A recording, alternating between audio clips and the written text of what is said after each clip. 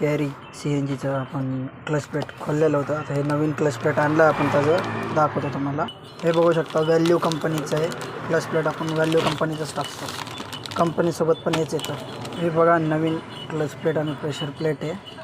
हे बघू शकता नवीन बेरिंग टाकावं लागतं. हे जुनी बेरिंग इकडे. हे बघू शकता जुनी कशी पूर्ण स्लिप झाली आहे, एवढं चालू नाही माणसाने. आणि हे नवीन आपली ट्रॅव्हलला पुसून घ्यायचं एकदम चकाचकमध्ये, मग क्लच प्लेट बसवायचं नवीन. असं तुम्हाला बसून मेनिंग बरोबर चेक करायची, बरोबर मेनिंगमध्ये बसायला पाहिजे. हे बघू शकता बरोबर मेनिंगमध्ये मी टाईट केलं आहे. तुम्हाला पण असं मेनिंगमध्ये टाईट करायचं एकदम फुल. परफेक्ट झाल्यानंतर मग तुम्हाला गिअरबॉक्स चढवायचं बरोबर मेनिंगमध्ये लावून.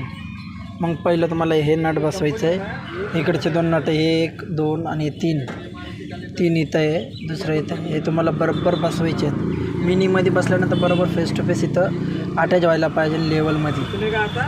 हे बघू शकता असं बरोबर लेवलमध्ये अटॅच व्हायला पाहिजे. मग वरचा नट, हा नट, मग हे नट टाईट करायचे सगळे नट. इकडचा एक नट, सगळे नट टाईट करायचे. मग स्टार्टर बसवायचा. मग हे ब्रॅकेट आहे, हे जे वरचे 2 ब्रॅकेट आहेत ते इथं बसवायचे तुम्हाला. मग इकडचे एक आणि हे 2 नट, वरती एक मागचे एक, तुम्हाला गेल्या टायमी सांगितलेली चाकी ती बसवायची. हे बघू शकता क्लच वायर आहे, तुम्हाला बरोबर ह्याच्या ब्रॅकेटमध्ये बसवायचं आहे. दाखवतो तुम्हाला. बघू शकता क्लच वायरमध्ये मी अडकवलं आहे ते क्लच सेटिंगचं. हे तुम्हाला हे सेटिंग करायची, याला बरोबर हाफ क्लचमध्ये गाडी ठेवायची.